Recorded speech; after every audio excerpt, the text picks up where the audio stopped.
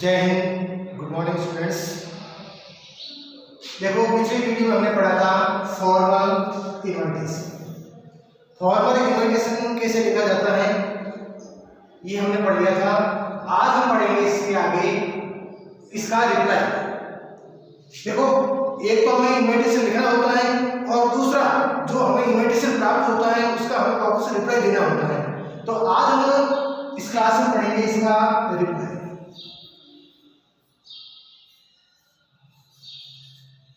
Reply यानी इन्वर्टेशन का वापस जवाब देना। ये रिप्लाई है वो दो तरीके से दिया जाता है। एक एक्सेप्टिंग और दूसरा डिक्लेयरिंग।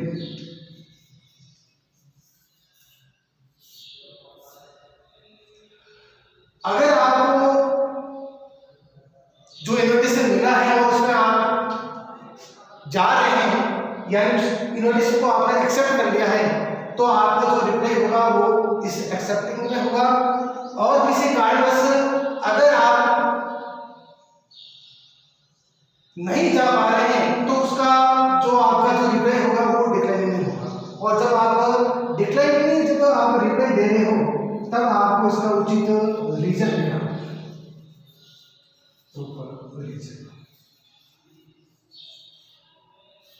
इसका प्रॉपर रिजल्ट लिखा। तो अब हम इनका फॉर्मेट पढ़ेंगे और उसके बाद में इसको क्वेश्चन के माध्यम से और अच्छी तरीके से समझेंगे कि भाई फॉर्मल इन्विटेशन का है वो रिप्लाई किस प्रकार दिया जाता है। दोनों ही वे में, पहला एक्सेप्टिंग वे में और दूसरा डिक्लाइनिंग वे में।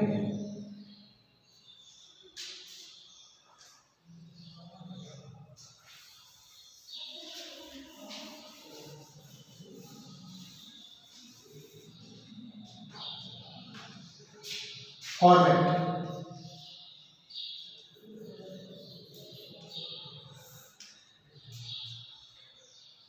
देखिए, इसको भी हम बॉक्स में बंद कर दें।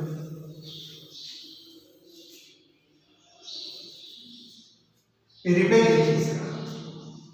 सबसे पहले नाम आता है रिसीवर का। रिसीवर या आप कह दो सेकंड पार्ट जो है गेस्ट, यानी जिसको इन्विटेशन मिला है वो खुद पहले अपना नाम लिखेगा गेस्ट। उसके बाद में वो देगा थैंक्स।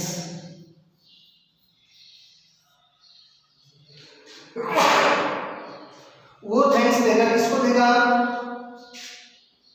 इन्विटेशन भेजने वाले, सेंडर, या हम कहेंगे मेजबान। समझ रहे हैं? किसके लिए देगा? फॉर देयर या हिज, फॉर हिज या their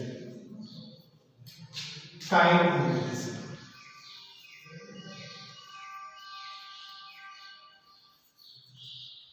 kind invitation to attend, to attend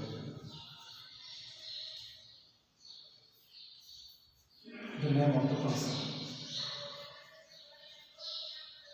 the name of the program, the name of the function.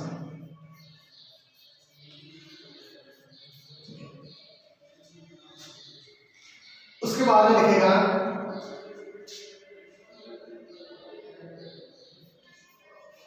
he has great pleasure,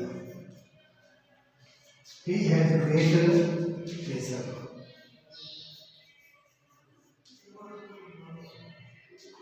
in accepting the invitation, the invitation।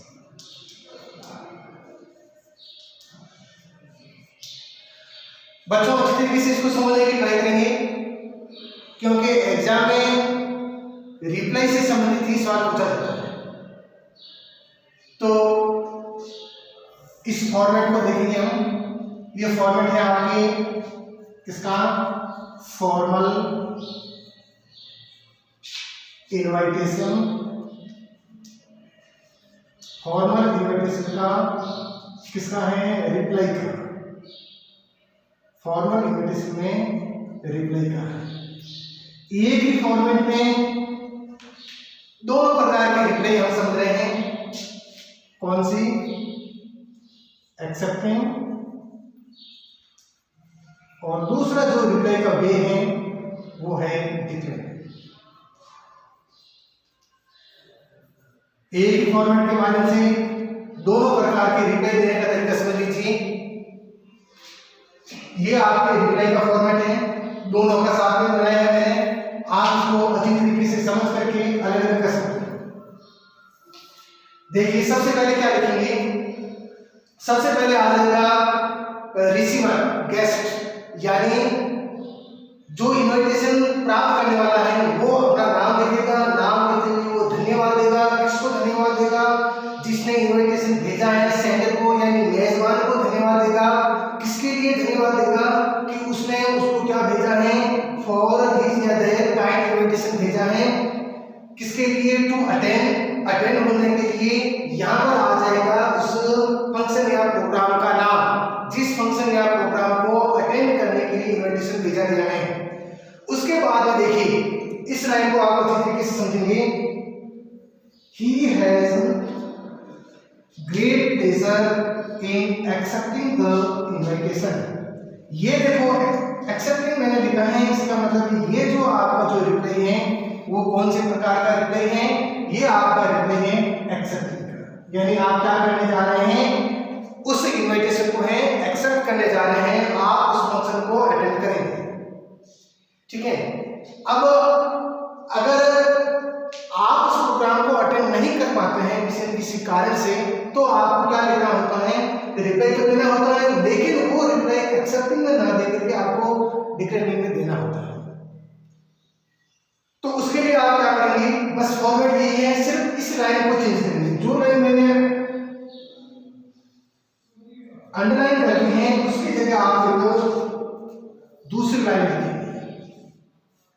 वो क्या लिखेंगे, देखिए जो underline है उसकी जगह ही लिखेंगे आप। लिखेंगे but regrets, but regrets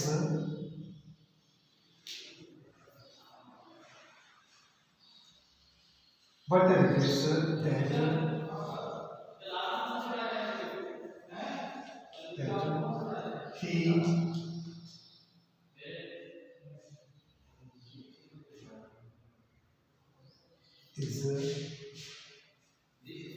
unable to attend। और उसके बाद में क्या लिखेंगे, उस फंक्शन का नाम, नेम ऑफ द फंक्शन, जिस फंक्शन में है वो आप अटेंड नहीं हो सकते, नेम ऑफ द फंक्शन।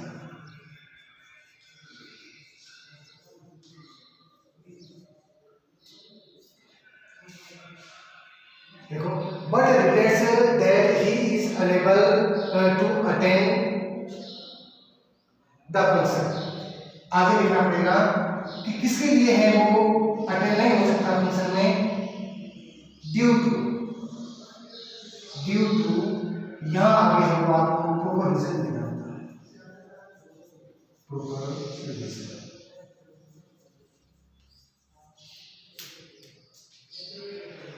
ये लाइन आपको किस समय लिखनी होगी, जबकि आप उस जो रिप्लाई है उसको एक्सेप्ट नहीं कर रहे होते।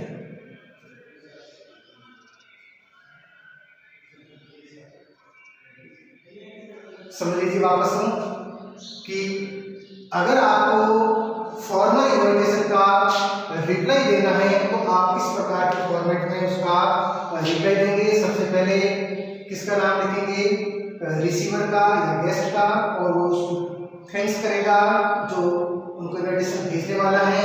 किसके लिए कि उसने है वो इनवाइट भेजा है, इनविटेशन भेजा है किसी हम प्रोग्राम के अंदर अटेंड होने के लिए। अब एक्सेप्टिंग का है तो वो लिखेगा कि he has great pleasure in accepting the invitation.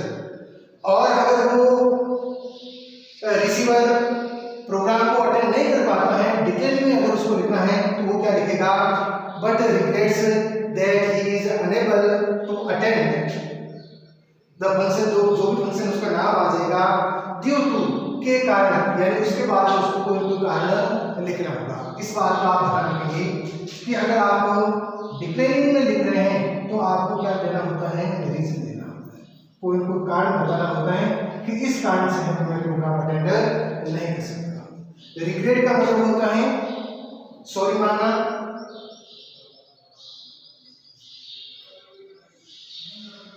अब हम इसके प्रश्न के माध्यम से इसको समझेंगे कि किस प्रकार एक एक्सेप्टिंग वाला रिप्लाई लिखा जाता है और किस प्रकार एक डिक्लाइनिंग वाला रिप्लाई लिखा जाता है। इसको हम एक नेक्स्ट वीडियो में देखेंगे।